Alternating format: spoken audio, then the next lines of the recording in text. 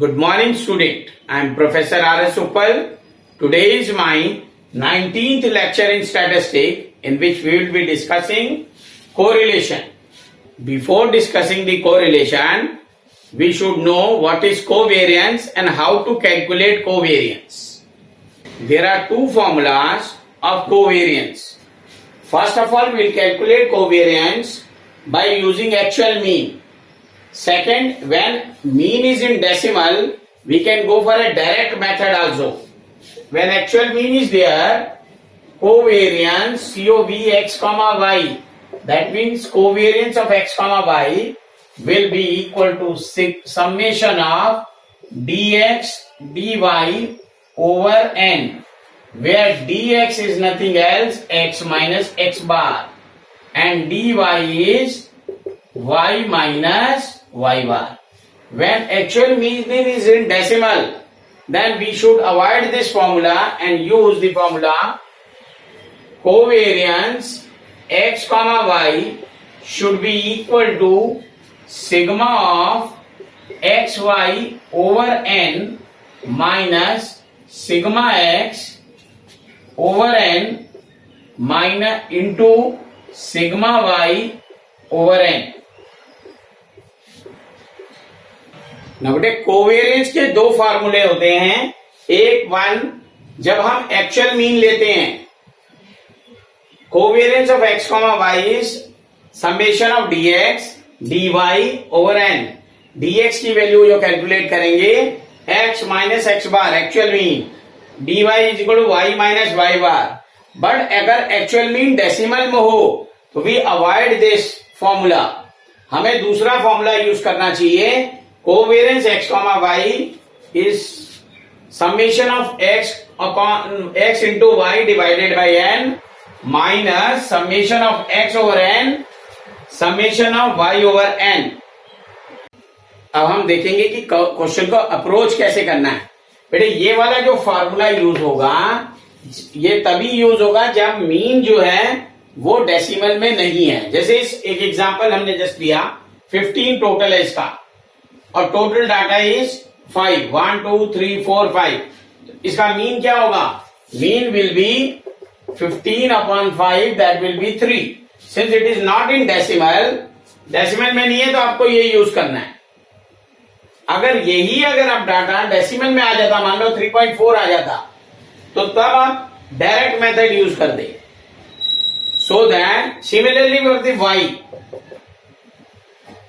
इसमें टोटल है 25 upon 5 that is 5. मान लो अगर ये डाटा 5 ना आता, 5.1 आ जाता,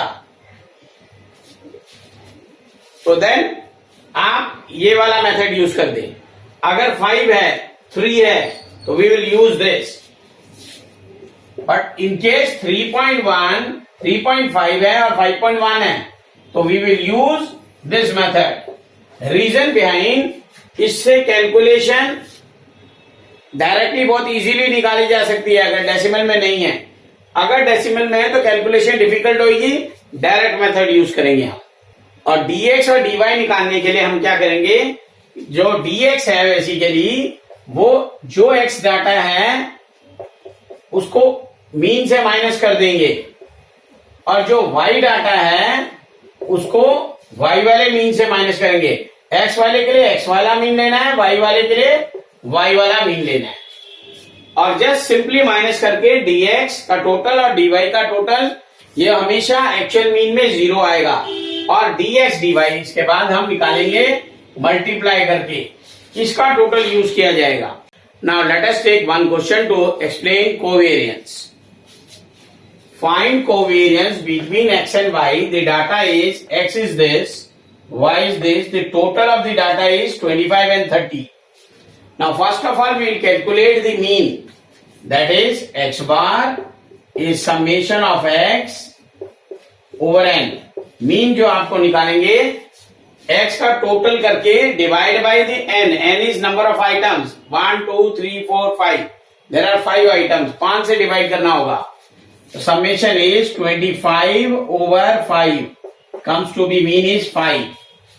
सिमिलरली y का भी मीन निकालेंगे, summation of y divided by n.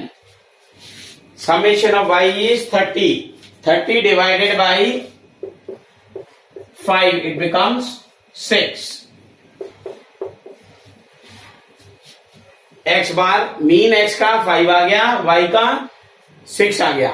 अब पहला dx आएगा. dx is difference between the x, that is deviation between the x. x minus x bar. dy deviation in the y series, y minus y bar. And after that we will calculate dx dy. Now आप easily calculate कर सकते हैं इसको. 7 minus 5 2, 6 minus 5 1, 5 minus again 5 is 0, 4 minus 5 is -1, -2. The total value of this is 0 because हमने actual mean से निकाला है. Deviation हमेशा 0 होगा टोटल वैल्यू अगर एक्चुअल मीन से निकाला है.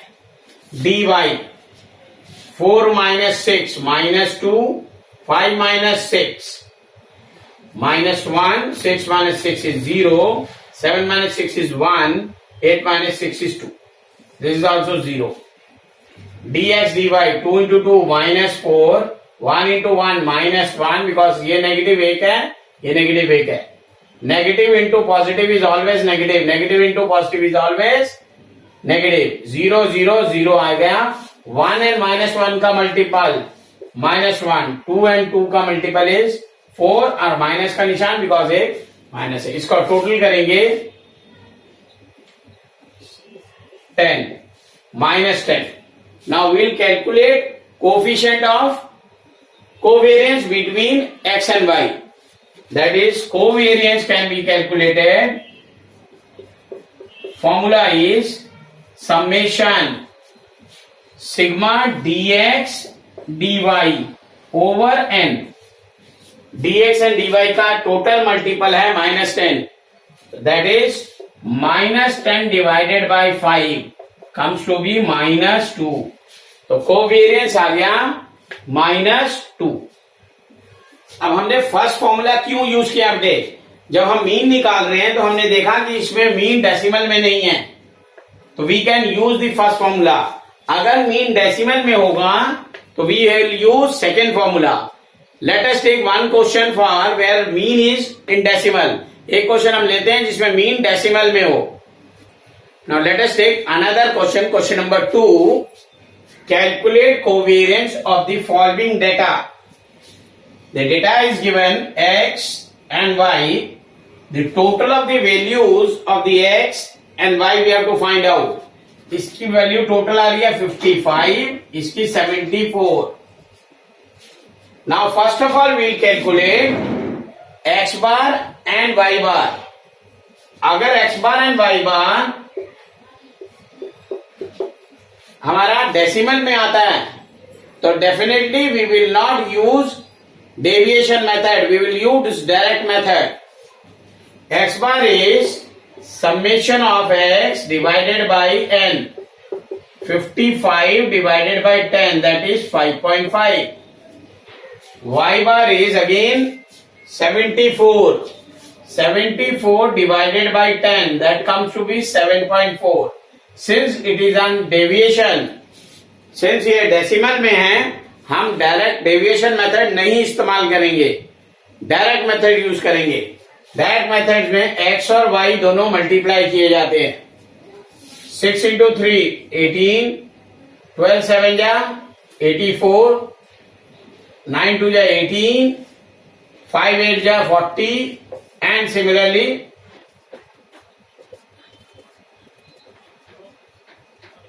the total of this will be 411. 411 है total. Now we will find out covariance x, y. क्योंकि ये डेसिमल में है मीन हम डायरेक्ट मेथड यूज करेंगे.